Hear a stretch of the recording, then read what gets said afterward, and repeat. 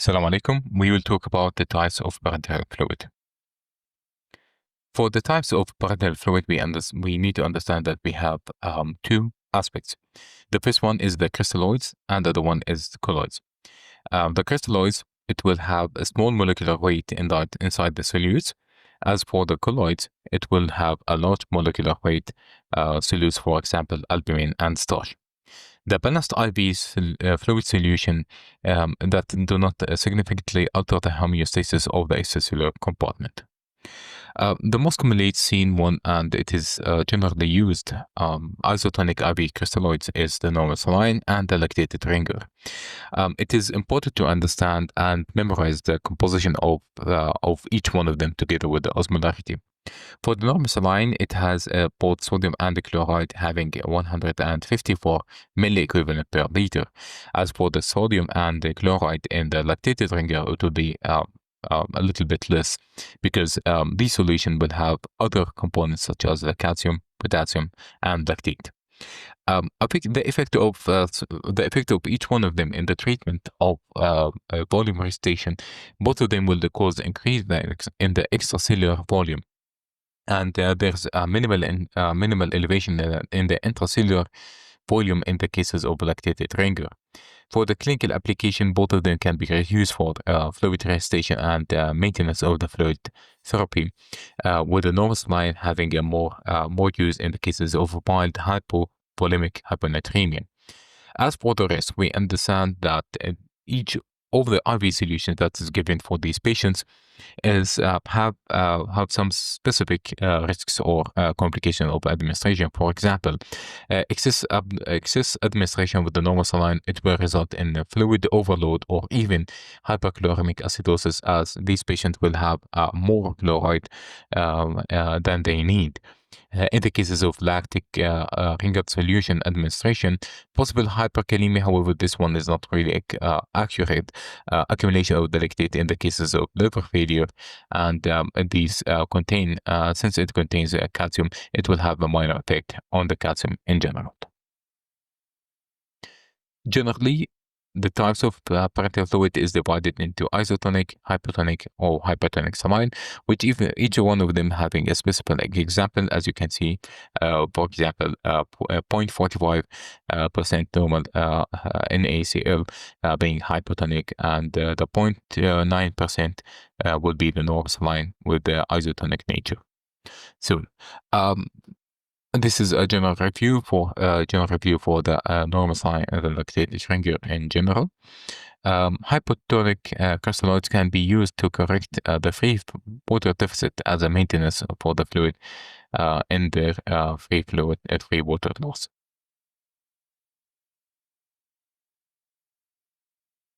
Dextrose solutions, it will have 5 grams of dextrose per deciliter, and their osmolarity is approximately 252 milliosmol. This is for the dextrose solution.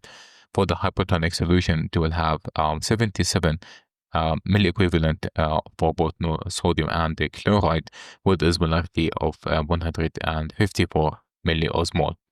The 0.22 normal saline is quite half of the 0.45, with a 39 milliequivalent for the sodium and the chloride, and the osmolarity is 78 milliosmol. Both of them can be used for increasing of the extracellular volume and the intracellular volume as well. However, for the risks, hyponatremia, cerebral edema, and pulmonary edema predominates in the dextrose solution, and sometimes hyperglycemia and hyperkalemia as a result of the dextrose content in these solutions.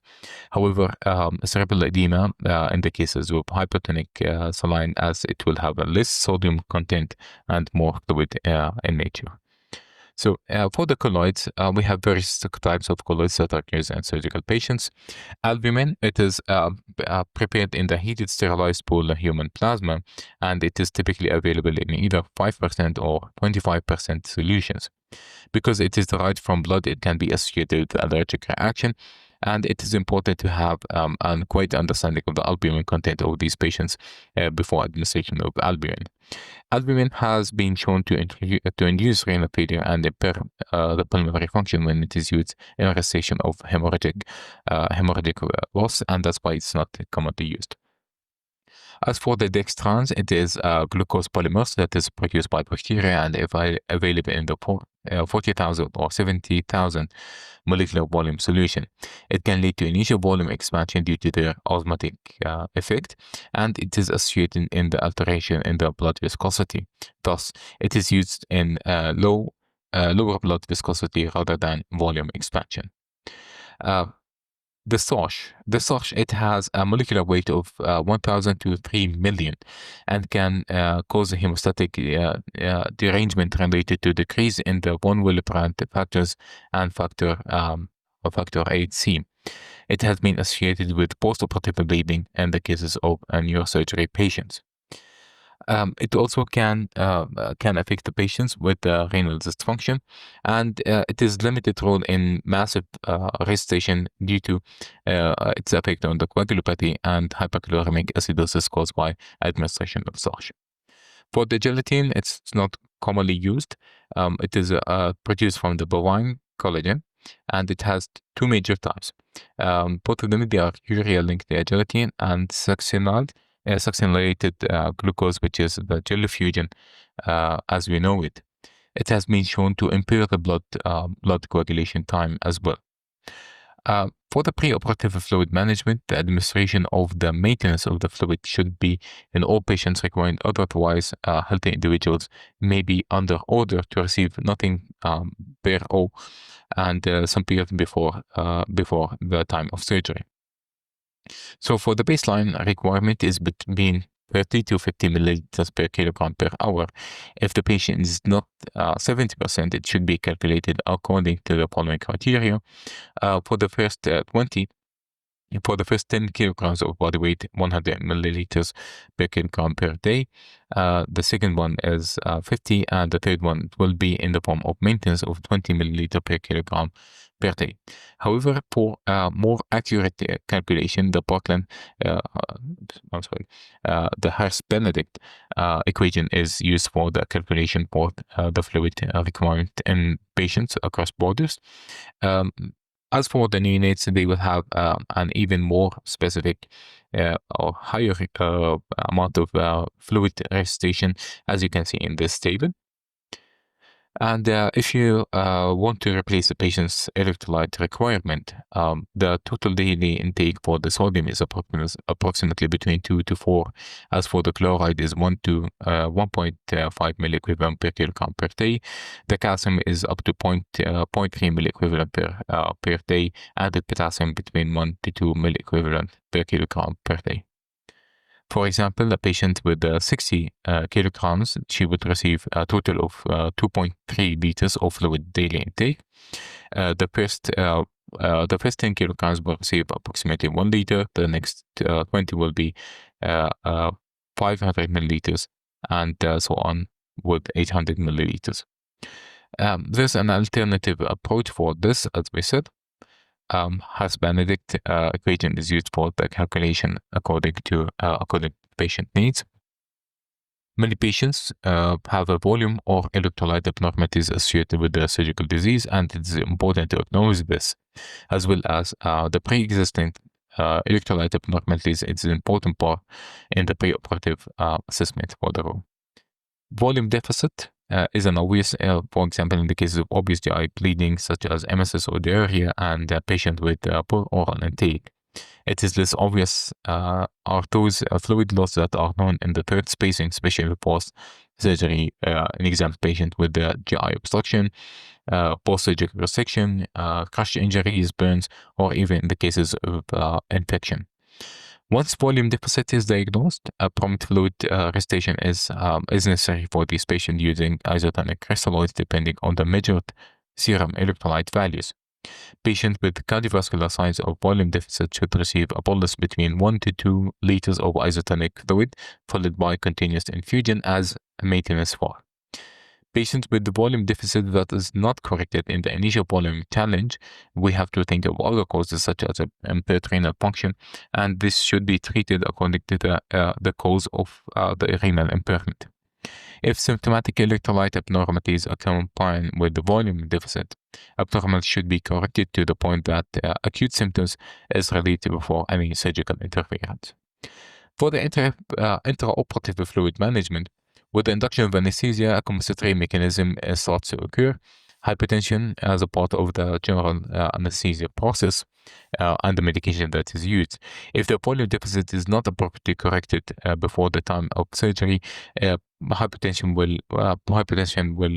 will stay and occur during surgical interference. Hemodynamic instability during surgery is best avoided by the correction of the fluid and the electrolyte disturbance in these patients before proceeding with any surgical interference. For the major open abdominal surgery, they are associated with continuous extracellular loss, especially in the cases of laparotomies or any open surgeries. Loss of tissue wounds, they are complex fractures. They are associated with soft injuries, burns, all associated with third spacing.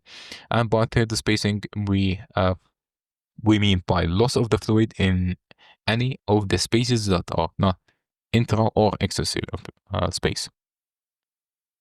So in the postoperative fluid therapy, calculation of the maintenance and the amount of deficit that's present in these patients is important, and it is important to guide the maintenance for these patients and a calculation of any other complications that occurred in these patients. For example, the amount of blood loss that occurs in the surgery, the urine output, the amount of fluid that were injected to the patient during surgery. And it is important to acknowledge the third spacing loss. Although it is difficult to measure these, we should replace these patients with a specific strategy. In the initial post-operative period, isotonic solution should be administered. We can't use colloids or any other IV solutions. The adequacy of the resuscitation can be guided by the vital signs of these patients and the urine output. And it is in more complicated cases by correction of the base deficit or even lactate. After the initial 48 hours, fluid can be changed to 5% dextrose or in 0.45 normal saline, or maintaining the same fluid. It's not of a general rule. It is according to the normal renal function, guided by the electrolyte measurements in the serum labs. And the daily fluid orders should be begun to assess the patient's volume status until the patient reaches normal homeostasis during post-operative surgery. Post-operative course. All the major loss, including losses through vomiting, nasogastric tube, should be calculated as one of these, as these are common causes of overfluid loss, and according to which we can supplement these patients according to the amount of the total input and output for the surgical patients. Excess volume is a common disorder in the postoperative period, and this is commonly iatrogenic, as these patients might receive more fluid than they need, and this will result in electrolyte disturbance as well as excessive motor deficit or excess imbalanced volume status. The volume deficit can be encountered in surgical patients if the preoperative and the intraoperative loss are not completely corrected, and the treatment is dependent on the amount and the composition of the fluid that is lost during surgery. For example, 1 milliliter of NG tube output should be replaced with 10 milli equivalent of potassium chloride in 100 milliliter solution, and it's given in the form of 1 milli to 1 milli of the solution. For the insensible water loss, as we know, fever, any degree above the normal 3.4, it will result in approximately 250 milliliter over 24-hour loss. As for the burns, the excess water evaporation that occurs during surgery is calculated by a different formula, which is the Birkeland formula. For the operative, this is a general estimation of approximately 500 milliliters per hour, and in the cases of patients who are having a tracheostomy or respiratory issues, up to 1.5 liters per day can be lost. Each fever can increase the fluid insensible loss, and it should be added. In the treatment. However, for the insensible loss of the case in the patient who undergo mechanical ventilation, as the free water gain can occur from the humidified ventilation in these patients. All the ventilator machines, they have a supplemented humidified air, and this allows for a continuous hydration of the mucosa or the mucous membrane of the respiratory tract. Monitoring the balance is done by vital signs, estimation of the urine output, daily weight for these patients, electrolytes or labs in general. If the patient is having CVP monitor or PCWP, or cardiac output can be calculated and taken into consideration for management of the patients. Always examine patients for skin trigger, edema, mucous membrane, distending neck vein, pulse, level of consciousness. In the cases of children, the palpation or the fontanelle gently can give a general idea about the patient's volume status.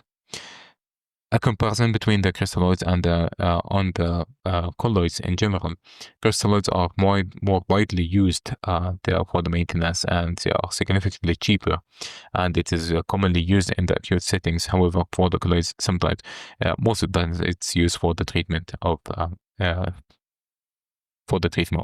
any of certain findings or certain conditions.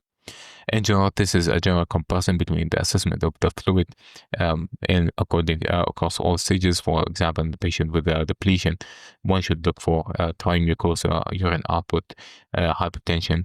In the Boston stages, this can be in more severe form, and in the patient who are overloaded, raised jugular venous pressure or peripheral edema together with pulmonary edema is one of the most commonly seen in these patients in the postoperative period. We talked about the daily requirement. This is a gentle reminder for the daily requirement of these patients. As a general rule, in the surgery, how do we calculate the amount of the blood loss? The blood loss is typically used for the assessment of the fluid intake and the need of any blood transfusion. As a general rule, the 4x4 goes approximately holds 10 milliliter of blood, and the abdominal pack between 250 and 400 milliliter. Estimation of the suction fluid that is used in surgery can all be added to the amount of fluid loss of the blood loss, and this is how we can estimate the blood loss in the post-surgery. As a general, isotonic transfer of the extracellular fluid from the functional body fluid compartments to non-functional compartments, it's all dependent on the amount of surgery and the magnitude of surgery. For example, in the severe forms of surgeries, additional fluid requirement can be increased when it is compared to minimal surgeries, for example, a simple hernia repair. As a general understanding, we can see that isotonic fluid contains solutions of approximately 2 milliliters with replacement or the insensible loss. However, with more severe surgical trauma or even surgical resection or any organ resection, the amount of fluid that is needed to be given for these patients can be increased. As we said, as replacement of 1 milliliter of blood loss with 3 milliliter of a crystalloid solution, this is a typical or general rule for replacement of these patients. And monitoring the urine output is quite important to assess the renal function during surgery itself.